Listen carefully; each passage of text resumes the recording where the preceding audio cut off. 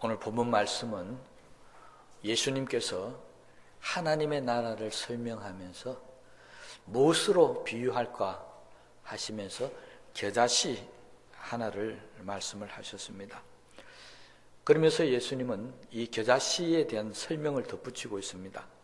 땅의 모든 씨보다 작은 것이다. 이 말을 다른 말로 하면 이 땅에 존재하는 씨앗 중에 가장 작은 씨앗이 바로 이 겨자씨라는 것입니다. 하나님의 나라 비유를 하는데 이 세상에서 가장 작은 것으로 비유를 하셨던, 이건 제가 생각할 때 비유로 들자면은 도저히 안 맞는 것 같아요. 우리 성경적으로 하나님의 나라를 비유로 들자면은, 저보고 만약 비유로 들으라면 아마 백향목을 들었을 겁니다. 백향목은 솔로몬이 성전을 지을 때 사용했던 나무로서 향기도 많이 나고, 또 이 백향목은 나중에 크면은 거의 40m까지 큰다고 그럽니다. 엄청나죠. 그리고 둘레도 한 10m 정도까지 커진다고 그래요. 그러면 우리 사람의 팔이 보면 한 1m 50 정도, 그러면 도대체 몇 사람이 손을 벌려야만이 그 나무를 감쌀 수 있겠습니까? 어마어마하게 크고 향기도 좋고, 이런 나무가 하나님의 나라를 비유하는 데 쓰임을 받아야 되는데, 예수님은 이런 백향목을 젖혀놔놓고 아주 보잘것없는 작은, 가장 작은 씨앗이 바로 하나님의 나라와 같다라고 그렇게 말씀을 하시고 계십니다. 그 이유가 도대체 뭘까요? 왜 예수님은 하나님의 나라를 이렇게 보잘것없고 볼품없는 이런 것으로 비유를 하셨겠습니까? 그 이유는 오늘 예수님께서 제자들을 통해서 하신 이 말씀을 잘 보면 그 이유를 알 수가 있습니다. 이 말씀을 듣는 예수님의 제자들이 사실은 세상의 모든 사람들 중에서 가장 작은 자들이 있습니다. 겨자씨 같은 사람들이었다는 것입니다. 그러니까 이 겨자씨 같은 사람들, 짧고 볼품없는 사람들, 세상에서 가장 낮은 계층에 있는 이 사람들이 하나님의 말씀을 듣고, 우리도 하나님의 나라가 될 수 있다라고 하는 꿈과 소망을 그들에게 주시기 위해서 바로 이 비유를 들었다는 사실을 알 수가 있습니다. 아마 우리도 예수님의 제자들을 평가할 때 백향목처럼 평가하지는 않을 겁니다. 우리에게도 예수님의 제자들을 평가하면 아마 겨자씨라든지 보잘것없는 존재로 분명히 평가할 겁니다. 예수님 제자 스스로도 아마 그렇게 생각했을 겁니다. 우리들 중에는 돈 많은 사람도 없고, 우리들 중에는 아주 높은 직에 있는 관원도 없고, 우리들 중에는 랍비나 바리새인 같이 많이 배우고 똑똑한 사람도 없고, 그러니 제자들 자신들이 자기들을 볼 때도 우리는 정말 작은 자들이다, 이렇게 생각할 수밖에 없었다는 것입니다. 그런 사람들을 앞에 놔놓고 예수님께서 백향목을 이야기했다면 아마 별 실감이 안 났을 겁니다. 그런데 이렇게 작고 보잘것없는 제자들을 바라보면서 너희들이 바로 이 겨자씨 같은데, 너희들이 앞으로 믿음이 잘 자라고 세월이 흘러가면 큰 나무가 될 수 있을 것이다. 그 희망과 소망을 지금 하나님의 나라 비유를 통해서 예수님의 제자들에게 지금 주고 계시다는 것입니다. 이 겨자씨, 시중에 제일 작은 이 겨자씨가 심겨서 나무가 되면 크기가 3m 정도까지 자란다고 합니다. 엄청난 변화죠. 이런 변화가 바로 제자들을 통해서 일어날 것이고, 바로 이런 변화가 너희들 같은 작은 자들을 통해서 이 땅에 하나님의 나라가 이루어지게 될 것이라고 그렇게 예수님께서 지금 말씀을 하고 계십니다. 실제적으로 제자들을 한번 돌아보십시다. 베드로, 안드레, 요한, 야고보 다 시골 갈릴리 바다 어부 출신들입니다. 거기에 빌립도 그들의 친구니까 아마 어부나 그와 비슷한 동등한 그런 지위에 있었겠죠. 마태는 세리였습니다. 그도 세리라면 잘 알죠. 손가락질 받는 사람이었죠. 가룟 유다라든지 가난 시몬은 민족주의 운동을 하는 열심 당원들이었습니다. 정치적인 목적을 가지고 있었다는 것입니다. 나머지 소개된 제자들도 도대체 뭐 하는 사람인지를 그 출신 성분이나 그들의 지위나 그의 삶의 모습을 제대로 알 수 없을 정도로 그렇게 빈약한 사람들이 다 예수님의 제자였습니다. 그들 중에 누구 하나가 당대 높은 사회 지도층에 있는 바리새인들이나 사두개인들이나 이런 사람들은 한 사람도 없었다는 것입니다. 제자들만 그랬습니까? 예수님을 따라다니는 사람도 한번 보십시오. 성경은 예수님을 전대하면서 사람들이 예수님을 불렀던 말이 있습니다. 저는 바로 세리와 죄인의 친구다. 그러니까 예수님 주위에는 전부 바리새인들, 사두개인들이 볼 때, 유대인들이 볼 때는 다 보잘것없는 죄인들만 모여들었고 남의 손가락질만 받는 그런 세리들만 모였다는 것입니다. 그뿐이었습니까? 혈우병을 앓은 사람, 문둥병을 앓은 사람, 소경도 있고 안진병도 있고 온갖 각처에서 병든 사람들은 다 예수님께 몰려왔습니다. 눈을 씻고 쳐다봐도 그들이 큰 자라고 부를 수 있는 사람은 없었습니다. 그나마 조금 큰 자라고 생각할 수 있는 사람들이 몇 사람 나오는데 그것도 보면 다 이방인들이었습니다. 백부장, 수르보니게 여인 다 이방인들입니다. 아니면은 귀신 들린 사람도 있습니다. 7 귀신 들린 사람, 군대 귀신 들린 사람. 예수님 주변에 모였던 모든 사람들도 보면 다 정말 작은 사람, 보잘것없는 사람. 이런 사람들만 예수님 주변에 모였습니다. 그러니 예수님께서 그들을 바라볼 때 어떻게 큰 자라고 볼 수 있겠습니까? 그럼에도 불구하고 예수님은 너희들과 같이 이런 작은 겨자씨 같은 이런 사람들이 앞으로 자라서 큰 나무가 되어서 새들도 깃들고 사람들도 그 그늘에 와서 쉬는 그런 존재들이 될 것이라고 지금 그들에게 희망을 주고 있다는 것입니다. 여러분, 성경을 우리가 잘 알지 않습니까? 초대교회 역사를 보면 예수님 말씀처럼 정말 겨자씨 같은 역사가 일어났었습니다. 예수님의 처음 제자는 12명으로 출발합니다. 근데 그 다음 넘어가면은 70명의 제자들이 나옵니다. 둘씩 짝을 지어내어 보냅니다. 120문도가 나오기 시작합니다. 베드로가 설교할 때 3,000명, 5,000명의 회개가 돌아옵니다. 그리고 수만 명이 모여듭니다. 나중에는 로마가 변해서 기독교 국가가 되어버립니다. 우리가 너무나 좋아하는 말씀이죠. 내 시작은 미약하였으나 나중은 장대하리라. 겨자씨와 같은 이 작은 씨앗 같은 보잘것없는 사람들이 당대 최대의 강대국이랬던 로마를 넘어뜨려버리고 기독교 국가로 만들었다는 것입니다. 주님의 말씀이 그대로 이루어졌습니다. 겨자씨가 자라서 큰 나무가 되었다는 것입니다.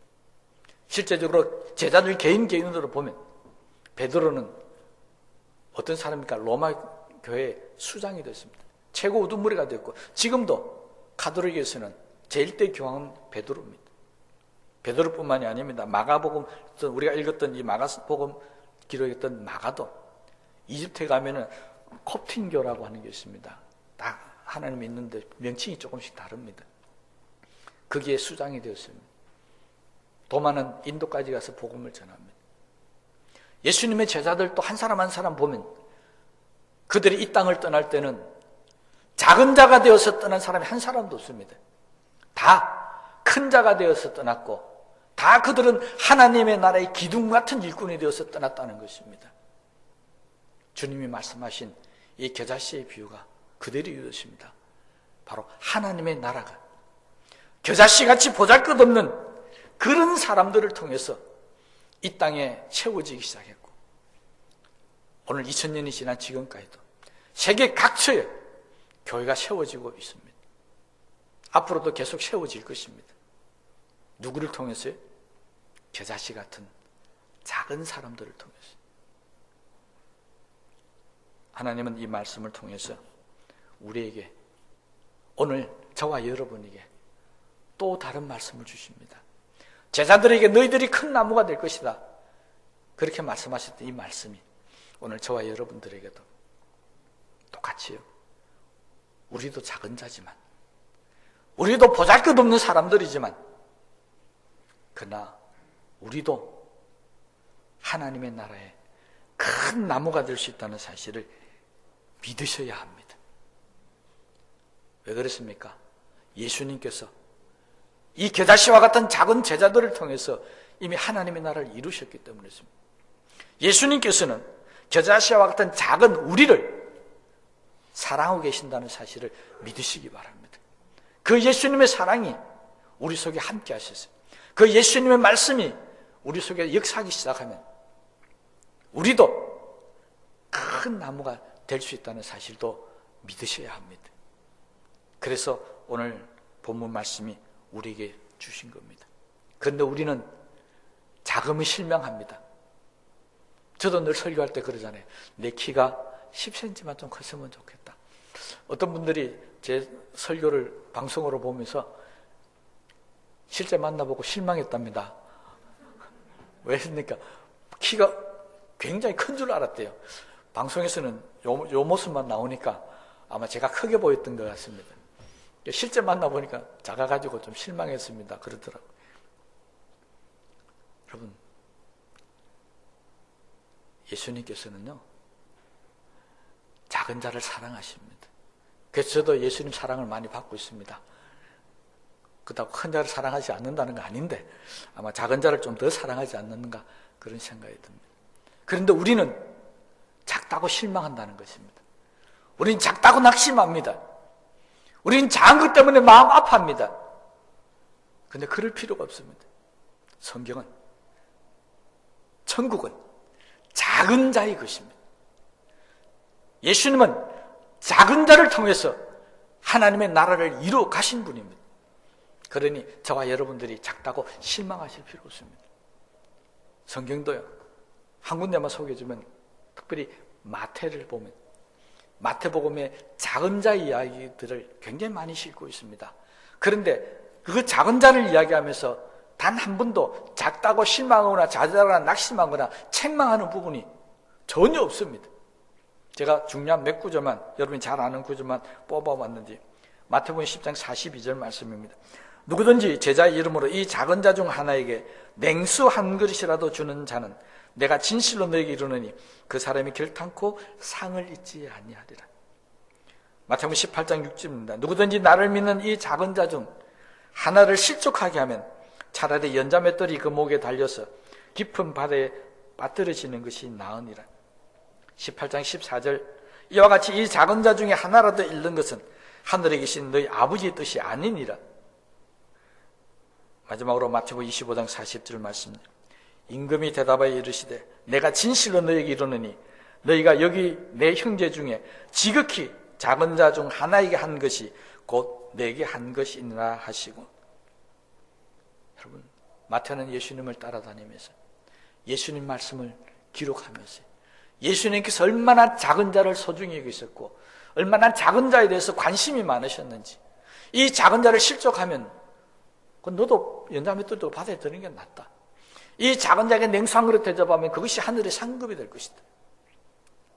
작은 자에게 한 것이 하나님의 나라의 결과로 나타난다는 사실을 구절 구절마다 우리에게 가르쳐주고 있습니다. 그런데 우리뿐만이 아니라 당시 유대 사회에도 작은 자들은 멸시와 천대를 당했습니다. 그래서 성경은 항상 그 유대인들에게 고아와 객과 가부를 돌아보라고, 그들이 작고 약한 자들이기 때문에 그들을 보살펴줘야 된다라고 그렇게 우리에게 말씀하고 있습니다. 여러분, 하나님의 말씀은 큰 자에게 하는 말씀이 아니라 하나님 말씀은 항상 작은 자에게 하시는 말씀입니다. 성경의 모든 초점은 작은 자에게 맞춰져 있습니다. 그러므로 성경은 작은 자를 도우라고 합니다. 작은 자를 보호해 주라고 합니다. 작은 자를 무시하거나 천대하면 선지자들이 항상 나서서 그렇게 하지 말라고 경고하십니다. 왜냐하니까 하나님은 작은 자들을 돌보시고 사랑하십니다. 그런데 문제는요, 우리에게 있는 비극은 이전의 유대 사회도 그렇고 지금 우리가 살아가는 이 세상, 이 사회도 작은 자들이 멸시받고 천대받는다는 것입니다. 여러분, 우리가 사는 이 세상, 왜 우리가 자꾸 큰 자가 되려고 합니까? 왜 우리가 자꾸 높은 위치로 올라가고 왜 우리가 많은 것을 가지려고 합니까? 작으면은 천대당하기 때문에 그렇습니다. 작으면은 무시당하기 때문에. 그래서 우리는 그런 천대와 무시를 당치 않기 위해서 크게 되기를 원합니다. 집도 귀하면 큰 집에 살고 싶고 차도 큰 차를 타고 싶고요. 여러분, 정말 우리 사회는 작아서는 안 된 사회가 되어버리고 말았습니다. 하나님 말씀과 거꾸로 가고 있습니다. 그러나 저와 여러분은 이 세상 속에서도 하나님이 우리에게 주신 교회 안에서, 다시 말해 작은 하나님의 나라 가운데 살고 있는 사람들입니다. 그러므로 작다고 해서 무시하거나 천대하지 마시기 바랍니다. 우리는 하나님 말씀대로 작은 것이 소중하다고 우리는 믿고 작은 것을 위한 삶을 살아가셔야 합니다. 여러분, 실제적으로요, 왜 성경은 작은 것을 소중히 여기는지 보면 잘 알 수 있습니다. 큰 것보다 작은 것이 숫자가 훨씬 많습니다. 이게 자연의 법칙입니다. 여러분, 큰 동물일수록 새끼를 낳는 게 작습니다. 그런데 아주 미약하고 작은 동물일수록 새끼를 어마어마하게 낳습니다. 물고기도 그렇습니다. 작은 걸수록 어마어마하게 낳습니다. 여러분이 요즘 건강식품으로 먹는 크릴새우 많이 이야기 들었죠? 고래의 먹이가 되는 거예요. 고래는 한 마리인데 크릴새우는 수억 마리가 존재합니다.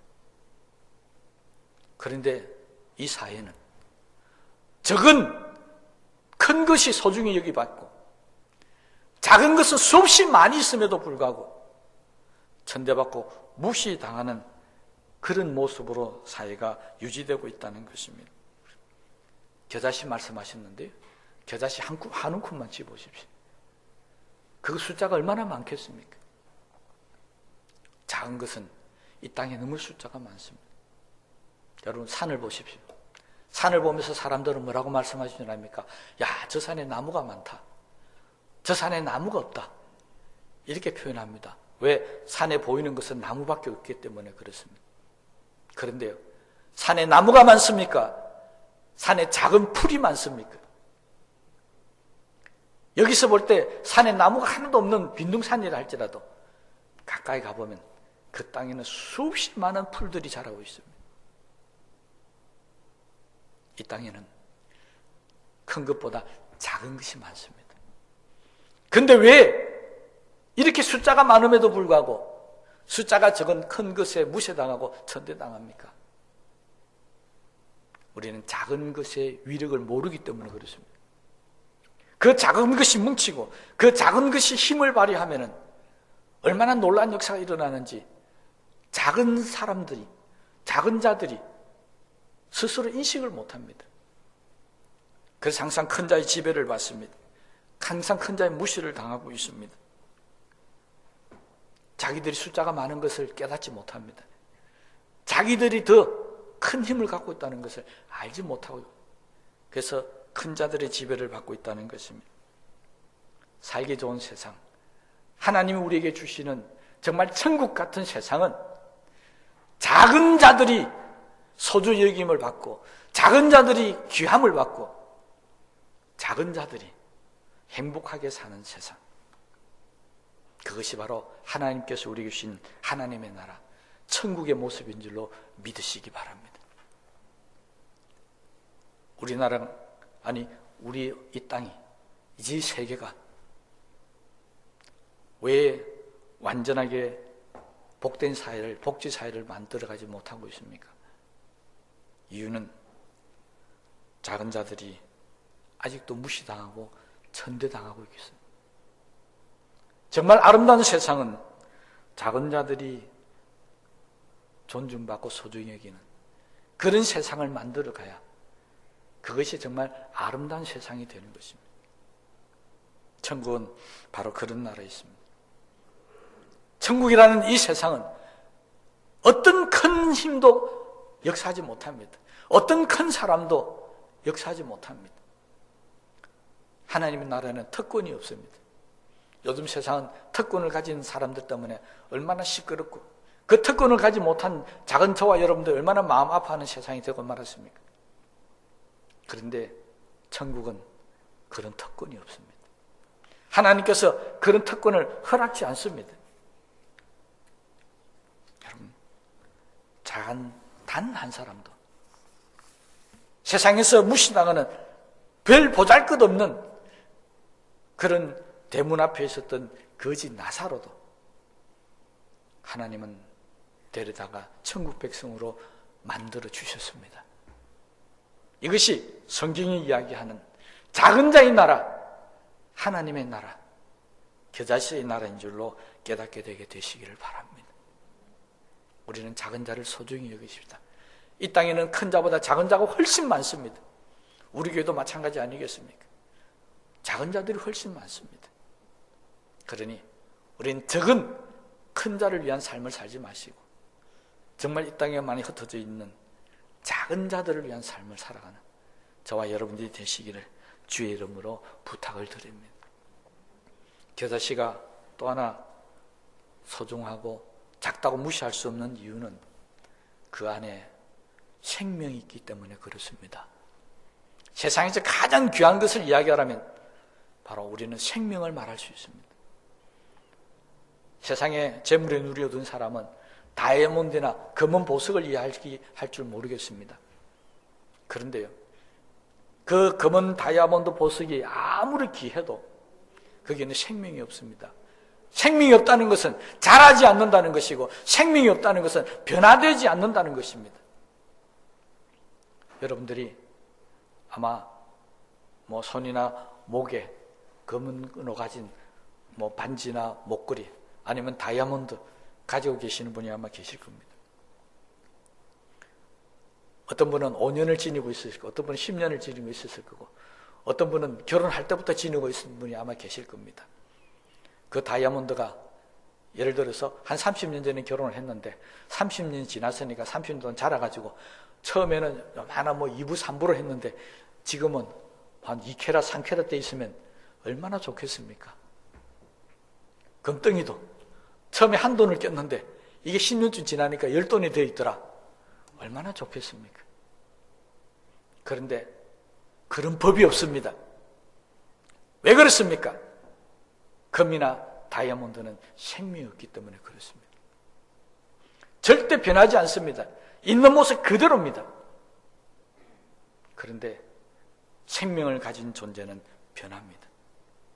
겨자씨가 땅에 떨어지면 거기서 싹으로 변합니다. 싹이 줄기로 변합니다. 줄기가 자라서 열매를 맺고 큰 나무가 되더라는 것입니다. 그래서 생명이 있는 것은 소중한 것입니다.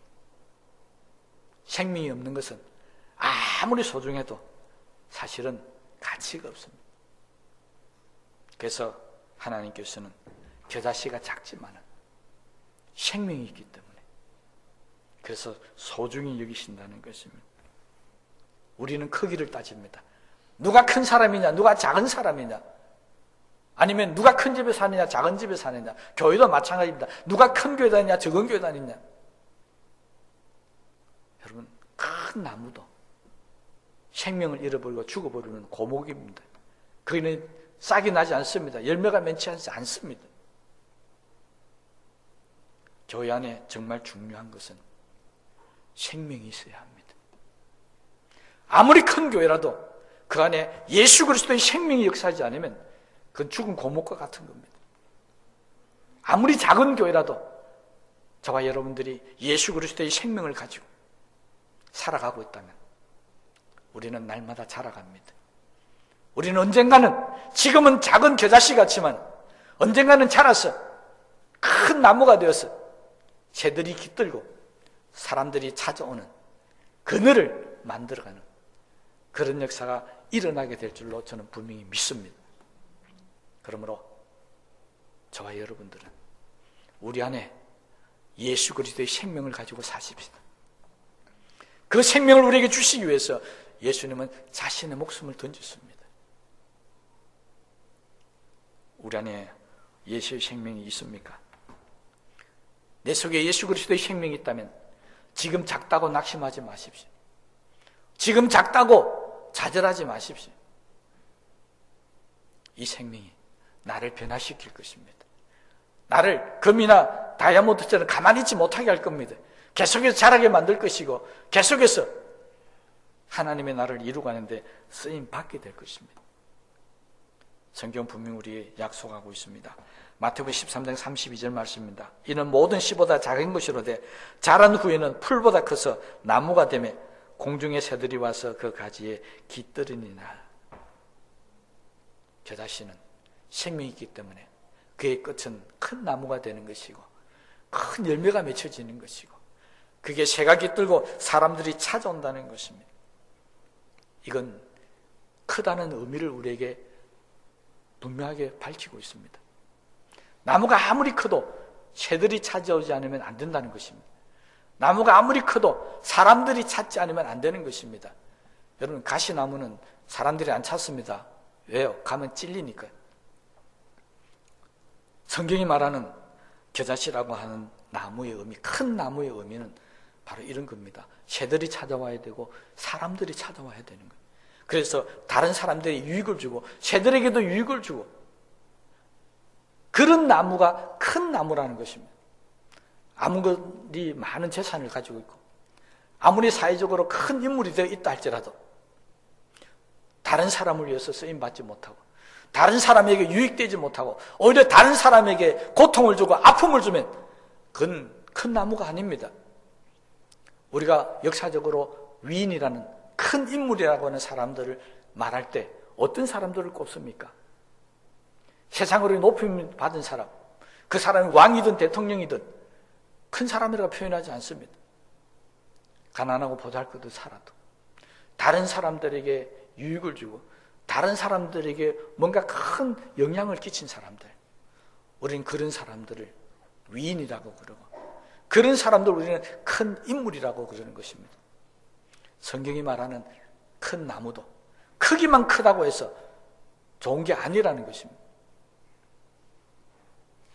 우리는 겨자씨같이 자라서 큰 나무가 되면 사람들에게 유익을 줄 줄 알아야 됩니다. 아니, 새들에게도 유익을 줄 줄 알아야 됩니다. 그 사람이 바로 큰 인물, 큰 사람이라는 뜻이 이 겨자씨 나무에 포함이 되어져 있다는 것입니다.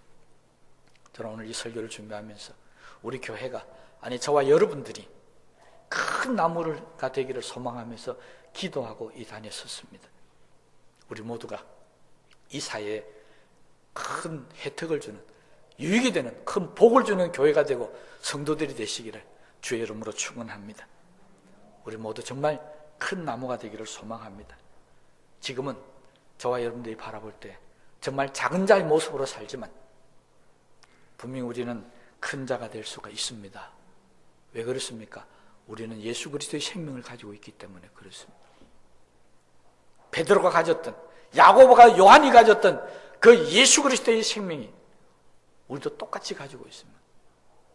마가다락방에서 온 제자들이 모여 기도할 때 그들에게 임했던 성령의 역사가 저와 여러분에게도 나타나고 있습니다. 그러면 우리도 이 땅에 큰 나무가 되어서 하나님의 나라를 이루어갈 것이고 하나님의 부름을 받아서 하나님의 나라 가면 계시록에 기록된 대로 하나님의 나라의 새 예루살렘 성전에 큰 기둥으로 쓰임받는 복된 역사가 일어나게 될 줄로 믿습니다. 그러므로 작은 것은 허물이 아닙니다. 작다고 기죽을 필요도 없습니다. 작다고 절망할 필요가 없습니다. 내 속에 예수 그리스도의 생명이 있는 한 우리는 희망이 있고 소망이 있고 큰 나무가 될 수 있으면 나중에 자랑거리가 될 수 있을 겁니다. 그런데 여기 조심할 게 하나 있습니다. 내가 작은데, 내가 보잘것없는데 내 속에 예수 그리스도의 생명마저도 없다면 그는 진짜 작은 자입니다. 그는 진짜 세상에 밟혀서 사람들에게 무시당하고 천대당할 수밖에 없습니다. 작은 자는 예수 그리스도의 생명이 있어야 합니다. 작은 자에게 예수 그리스도의 생명마저 없다면 어떻게 큰 나무가 될 수 있으며 어떻게 하나님의 나라에 쓰임 받을 수 있겠습니까? 그래서 우리는 내가 작은 자다 큰 자다 따지지 마시고 내 속에 정말로 예수 그리스도의 새 생명이 있는지를 먼저 돌아보셨어요. 내 안에 생명을 품고 사는 그런 작은 겨자씨, 그런 모습으로 살아가고 있다면 여러분 꿈과 소망을 가지십시오. 하나님께서 여러분 축복하셨어요. 큰 나무가 되게 하실로 저는 믿습니다. 이 말씀을 생각하시면서 기도하십시다.